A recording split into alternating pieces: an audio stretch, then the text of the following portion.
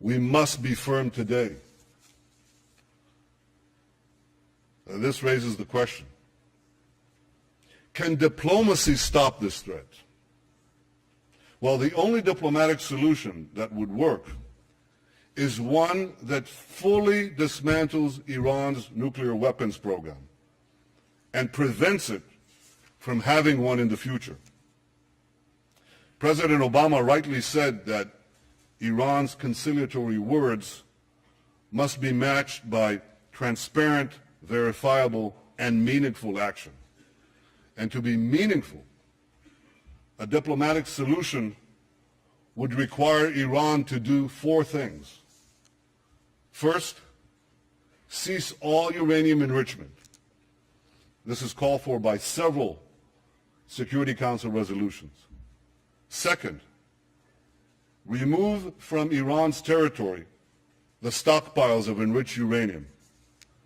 Third, dismantle the infrastructure for a nuclear breakout capability, including the underground facility at Qom and the advanced centrifuges in Natanz. And 4, stop all work at the heavy water reactor in Iraq aimed at the production of plutonium. These steps would put an end to Iran's nuclear weapons program and eliminate its breakout capability. There are those who would readily agree to leave Iran with a residual capability to enrich uranium.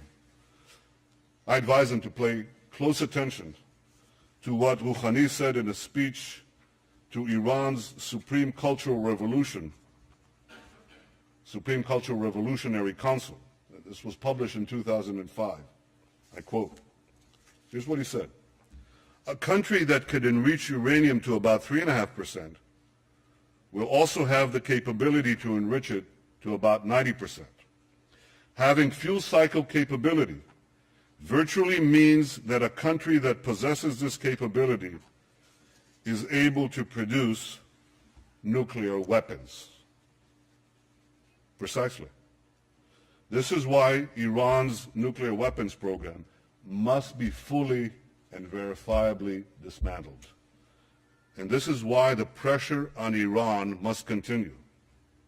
So here's what the international community must do. First, keep up the sanctions.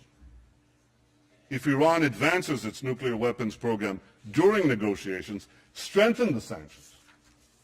Second, don't agree to a partial deal.